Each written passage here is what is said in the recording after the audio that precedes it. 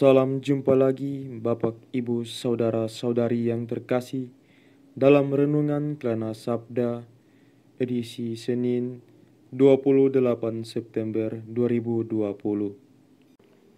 Bacaan Injil yang akan kita dengarkan bersama diambil dari Injil Lukas pasal 9 ayat 46 sampai 50.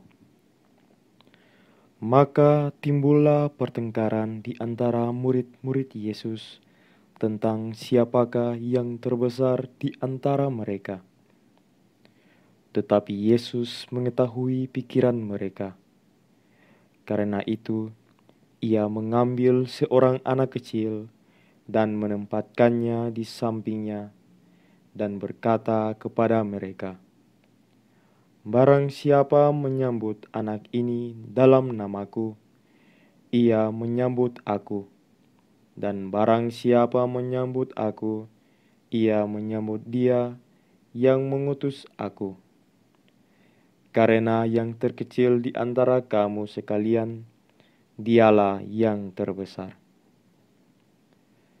Yohanes berkata, "Guru, kami lihat seseorang mengusir setan demi namamu, lalu kami cegah orang itu karena ia bukan pengikut kita." Yesus berkata kepadanya, "Jangan kamu cegah, sebab barang siapa tidak melawan kamu, ia ada di pihak kamu."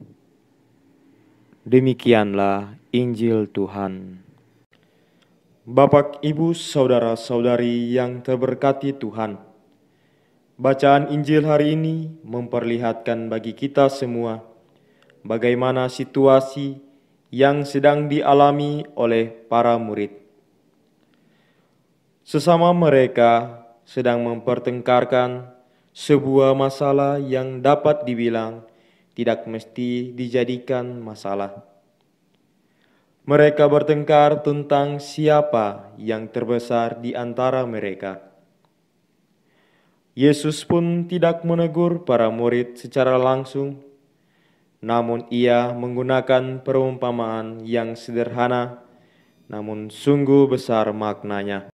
Yesus mengambil seorang anak kecil dan menempatkannya di sampingnya, serta berkata, "Barang siapa menyambut anak ini dalam namaku, ia menyambut aku, dan barang siapa menyambut aku, ia menyambut dia yang mengutus aku."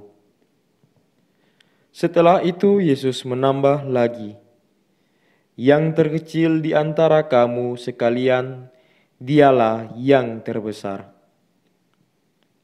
Dari perumpamaan ini, kita dapat mengambil kesimpulan bahwa Yesus ingin agar mereka dapat menjadi lebih rendah hati. Dalam hidup kita di dunia yang semakin lama semakin berkembang ini, kita dapat menyaksikan bahwa meskipun dunia telah mengalami perkembangan yang sangat pesat di berbagai aspek kehidupan, namun perkembangan tersebut tidak berlaku pada sistem sosial masyarakat. Misalnya, dalam hal memberi sedekah, kita kurang bersikap rendah hati untuk memberi kelebihan kita kepada orang yang membutuhkan. Selain itu, ketika kita berada di dalam sebuah kelompok, pasti saja akan ada pertengkaran tentang kepemimpinan. Apalagi jika orang yang memimpin itu mempunyai latar belakang yang berbeda dengan kita, seperti usia, riwayat pekerjaan, ekonomi, dan sebagainya.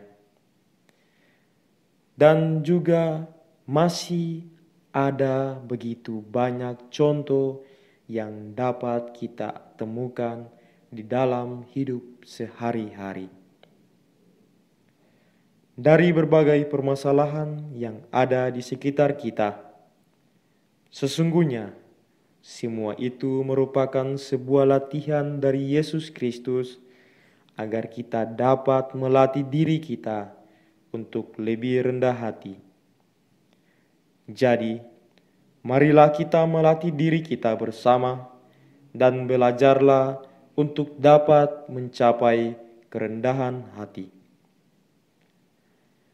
Bapak, Ibu, saudara-saudari yang terberkati Tuhan, meskipun Yesus mengajak kita untuk lebih rendah hati, namun kita jangan pernah merasa minder, apalagi merasa tidak berharga hanya karena dunia menilai diri kita kecil, lemah, bodoh, dan jelek karena membandingkan diri kita dengan orang lain.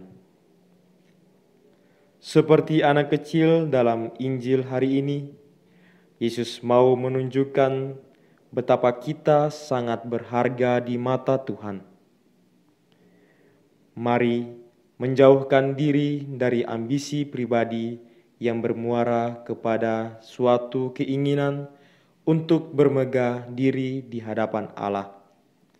Jangan gengsi untuk belajar dari anak kecil.